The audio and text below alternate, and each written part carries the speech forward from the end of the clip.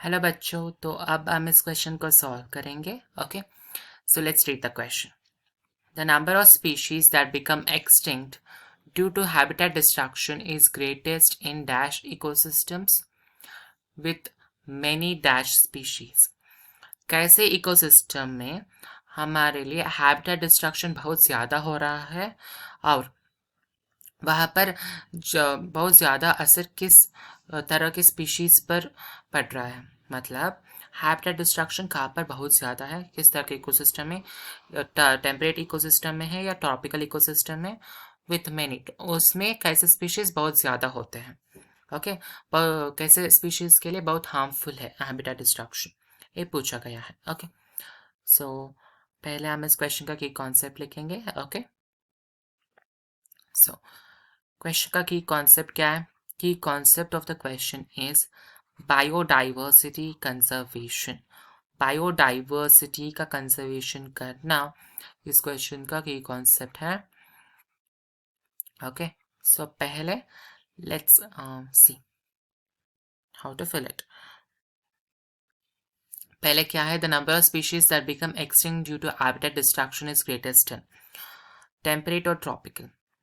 Of course first one के लिए answer होगा ट्रॉपिकल. क्यों ट्रॉपिकल? क्योंकि अभी करंट वर्ल्ड में जो ट्रॉपिकल एरियाज हैं, जैसे साउथ अमेरिका जहाँ पर ब्राज़ील और अर्जेंटीना है, south America, central America like Mexico,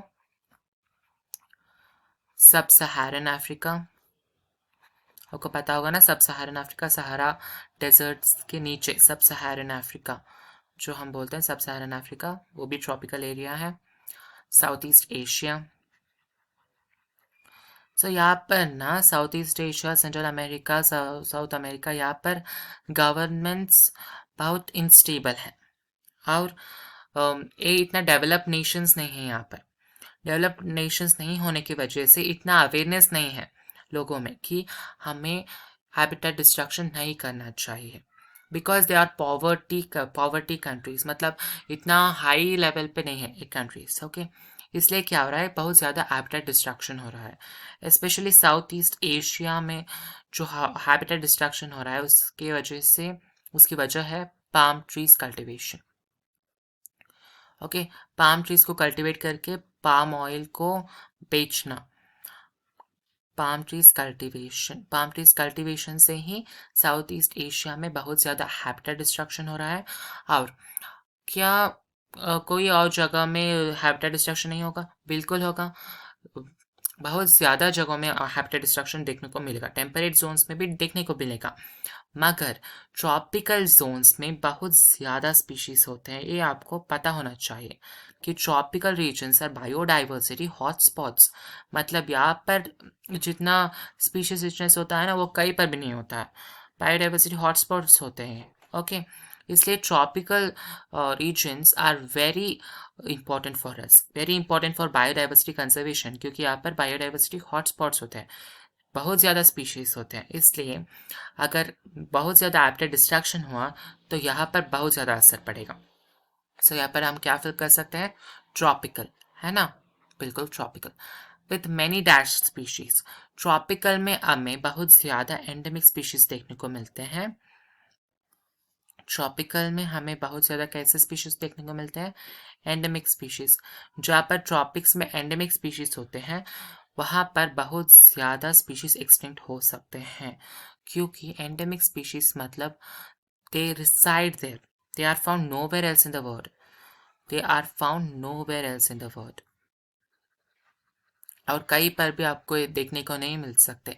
they are found nowhere in the world, और कहीं पर भी एंडेमिक स्पीशीज आप देख नहीं सकते सिवाय उस जगह. Okay, so central America, south America, specially the Amazonian rain forest, वहाँ पर इतने ज़्यादा एंडेमिक स्पीशीज़ हैं कि अगर it's ecologically sensitive area Amazon rain forest. So अगर इतना सा भी हैबिटेट डिस्ट्रक्शन हो गया ना, थोड़ा सा भी हैबिटेट डिस्ट्रक्शन, तो वहाँ पर बहुत ज़्यादा असर पड़ेगा, क्योंकि वहाँ पर एंडेमिक स्पीशीज होते हैं. माइग्रेटरी स्पीशीज एडजस्ट कर सकते हैं, एंडेमिक स्पीशीज ऐसे नहीं. एंडेमिक स्पीशीज बस वही रहते हैं.